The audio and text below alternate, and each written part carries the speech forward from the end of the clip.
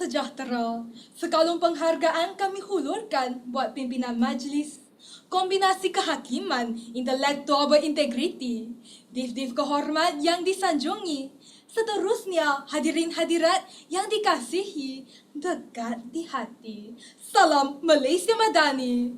66 tahun kita merdeka. 60 tahun lahirnya Malaysia tercinta. Pertiwi berdaulat dengan masyarakat majmuk yang hidup bersatu. Sebagai generasi pewaris nusa dan bangsa, Marilah kita tumpahkan taat setia marilah kita semarakkan patriotisme demi masa depan kita bersama.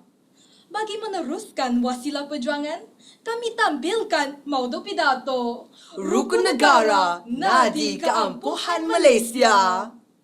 Pidato pada hari ini berkehendakkan kita untuk menilai dan merungkai bagaimanakah rukun negara yang diisytiharkan pada 31 Ogos 1970 menjadi nadi keampuhan, iaitu menjadi asas dan tonggak kekuatan negara yang akan kami zahirkan melalui 3 perspektif yang berbeza. Warga budiman yang berkarisma, isi pertama pidato kami berlandaskan mutiara kata Rukun Negara, teras pemerkasaan jati diri rakyat Malaysia. Rukun negara mengingatkan kita tentang identiti, peranan dan tanggungjawab maknawi yang tergalas demi pertiwi tercinta ini. Penghayatan 5 prinsip rukun negara mampu memperampuh jati diri generasi pewaris pelestari. Sebagai contoh, melalui prinsip kesetiaan kepada raja dan negara, anak watan tanah air berdaulat ini akan memartabatkan bahasa Melayu sebagai bahasa kebangsaan. Tiada isu bahasa Melayu diperlekeh, tiada peristiwa bahasa Melayu dipersenda, seperti peristiwa seorang artis tempatan yang berkata dia kelihatan butuh dan berdajat rendah jika bertutur dalam bahasa Melayu. Hati pedih bagi dihiris sembilu. Alangkah sedihnya apabila kita masih ada rakyat yang sanggup melenyek dan menginjak bahasa kita sendiri. Ibarat kera di hutan disusui, Anak di pangkuan mati kelaparan. jati diri terkubur, minda terjajah. Maka jelaslah, andai rukun negara dicuai, maka mengakala rohani, subur insani, taat setia, kian bersemi. Budi bahasa kekal lestari, pemerkasaan jati diri menjadi realiti. Sidang hadirin, intipati kedua, rukun negara, wadah pemersatuan bangsa Malaysia. Terlebih dahulu, persoalan kepada para penonton, setelah 53 tahun rukun negara diisytiharkan, adakah bangsa Malaysia masih belum cukup bersatu?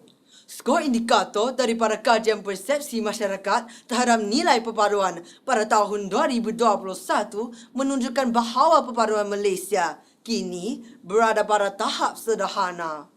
Maknanya, perjuangan kita belum selesai. Namun sebenarnya, semenjak peristiwa pertumpahan darah, kita telah membina rumah kita semula. Kita bangkit sebagai nusa yang perkasa. Simen toleransi semakin ampuh, tiang persefahaman menjerajak utuh. Tembok pemisahan semakin runtuh, jambatan hormat menghormati, sentiasa teguh. Kita hidup seikat bak sirih, serumpun bak serai. Sebagai tamsil baru-baru ini, seorang pesilat negara beragama Kristian dan berbangsa Murut, iaitu Merwati Manuel, memakai tudung sewaktu bertanding dalam kejuaraan pencaksilat dunia ke-19 di Aikaro, Melaka.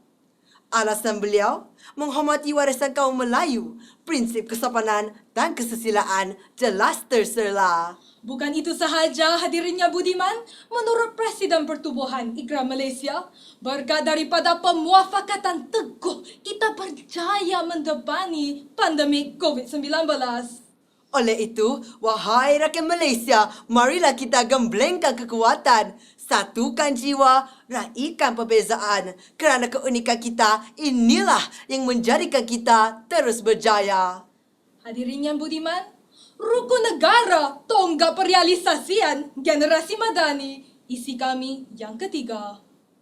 Menurut Yang Amat Berhormat Datuk Seri Anwar Ibrahim, Malaysia Madani dirangka sebagai ikhtiar untuk memajukan pentadbiran negara, pemekasaan ekonomi dan budaya sebagai fokus utama, etika dan akhlak sebagai teras perdana.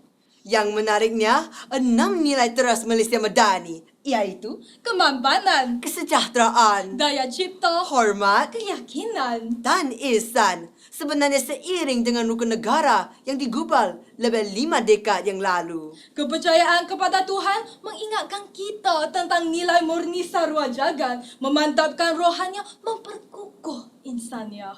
Kesetiaan kepada raja dan negara mengingatkan kita betapa patriotisme dapat memotivasikan rakyat untuk memakmurkan negara demi kemampanan ekonomi.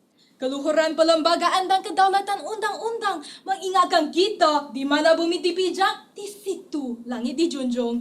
Integriti menjadi senjata paling ampuh untuk kita bangkit kembali sebagai negara bebas rasuah yang disegani seantero dunia. Kesopanan dan kesusilaan merekayasa keseluruhan sistem nilai masyarakat madani. Hadirin sekalian, sebagai rumusan sudah terang lagi bersuluh bahawa rukun negara nadi keampuhan Malaysia. Tanpa rukun negara, nescaya Malaysia menjadi kucak kacir dan haru biru. Terima kasih tokoh-tokoh kenegaraan yang berpandangan jauh lebih 5 dasawasa yang lalu. Marilah kita lestarikan amalan rukun negara Perkasakan legasi Malaysia tercinta agar terus bitara kita di pesada dunia. Sekian, terima kasih.